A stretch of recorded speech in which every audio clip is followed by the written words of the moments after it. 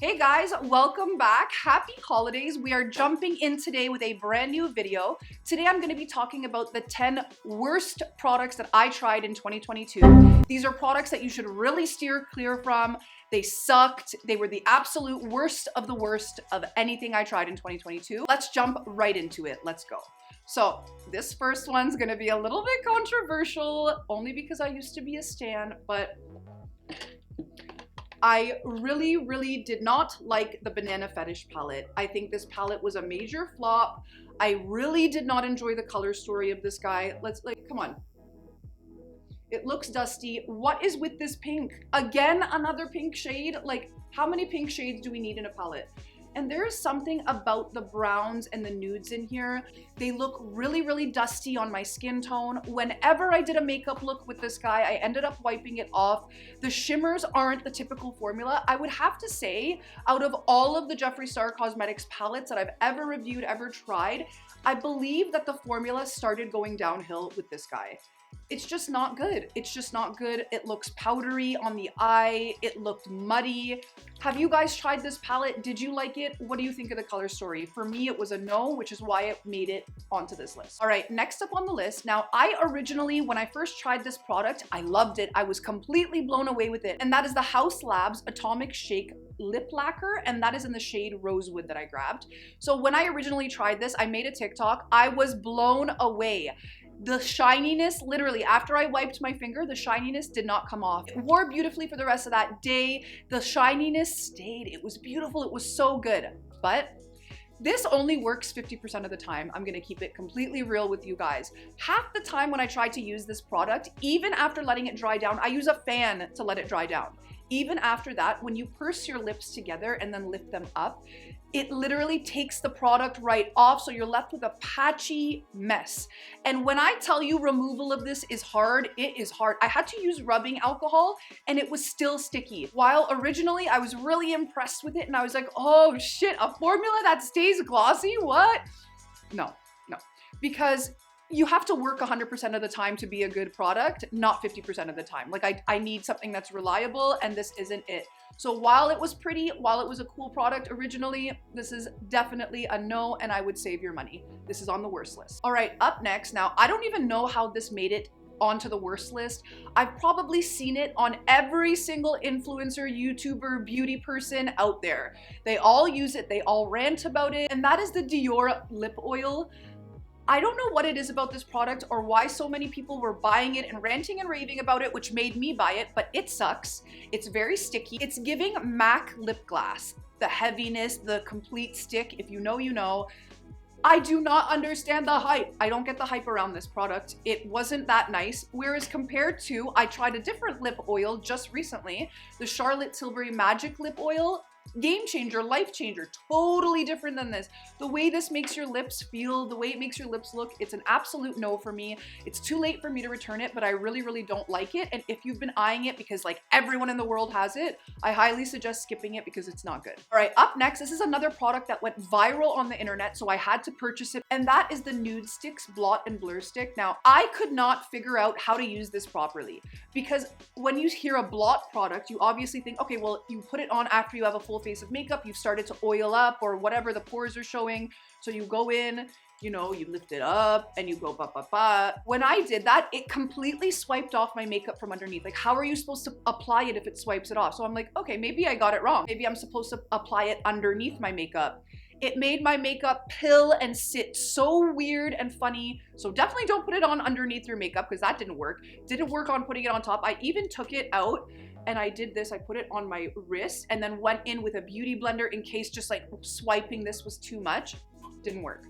I don't understand. Maybe I just didn't use it right or what have you, but this was so popular. Everyone was ranting and raving about it, and it sucks. It sucks. Don't waste your money. It was sold out for so long. I was like, oh, so excited to get it, and for what? Sucks. All right, up next. This is another Huda product that just did not work for me. I swear to shit. Since I started getting into makeup in 2016, any Huda product I try is crap. It doesn't work for me. I hate it. And that is the Huda Beauty Faux Filter Concealer. I was so hopeful about this. People went on and on the internet about how it's the new holy grail concealer. It doesn't crease, it lasts so long. First of all, it barely covered up my dark circles. And when I tried to go in with extra, the amount of creasing, no. This was not it for me. It didn't do what I wanted it to do. I have particularly really crepey under eyes. I've had them since I was a kid just because of the shape of my eyes.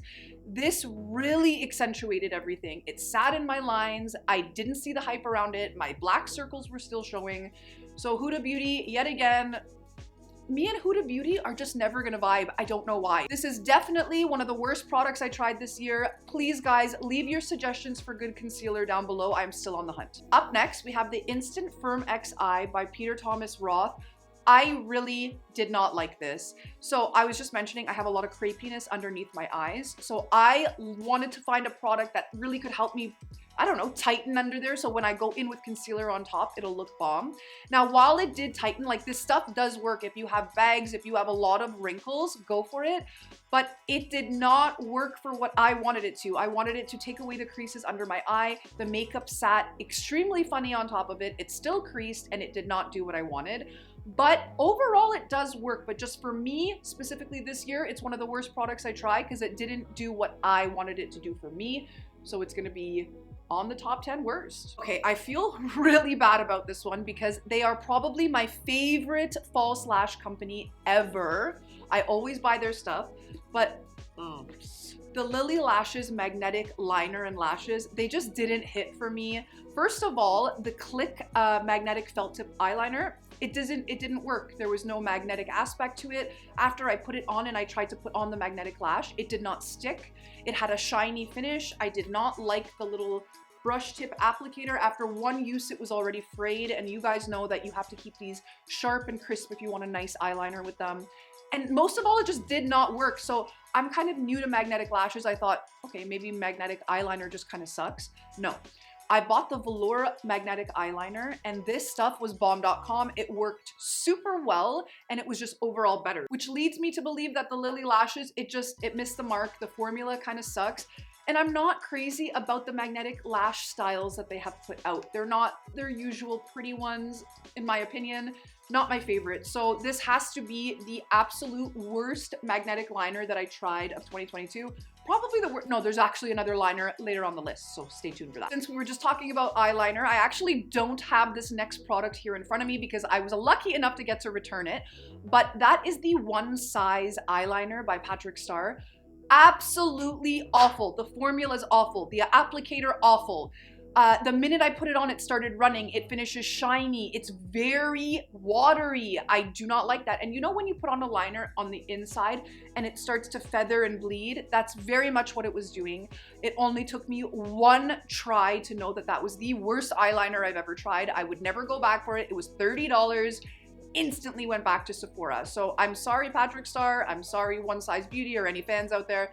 I really did not like this eyeliner. I actually haven't heard the best things about One Size Beauty. What about you guys? What are your thoughts on the brand? For me, I'm just kind of like, that was my first product trying and The next two items on the top 10 worst list are both brow related.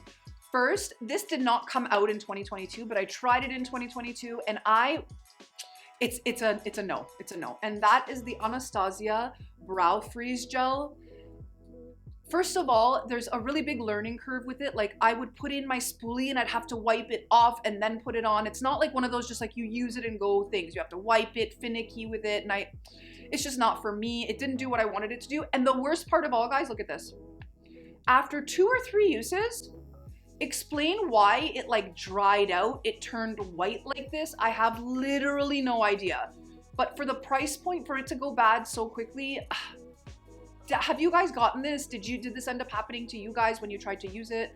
I truly don't understand what the hell. What the hell? The last item on the 10 worst products I tried in 2022 is, bam, this guy. This is the MAC Eyebrows Big Boost Fiber Gel. This absolutely sucks. The applicator sucks. When you try to put it and run it through your brows, like, duh, what you want to do with it, it literally is so messy. It smudges everywhere. I don't like the hold that it gives the brow. overall a no.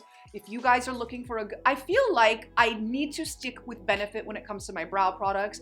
They have never disappointed me. I love each and every one, and this was just absolutely not it for me. If you guys are looking for a good brow gel, steer clear of this MAC fiber one. It sucks. It sucks. That is pretty much it for today's video. I frigging really had fun with this one. What did you guys think? I don't know, there's something really fun about talking shit about stuff. Is it just me? Definitely, guys, stay tuned. I'm gonna be posting my 10 most favorite, most used, best makeup products of 2022. That's gonna be up in a couple of days, so stay tuned for that, and I will catch you on the next one. Bye, guys!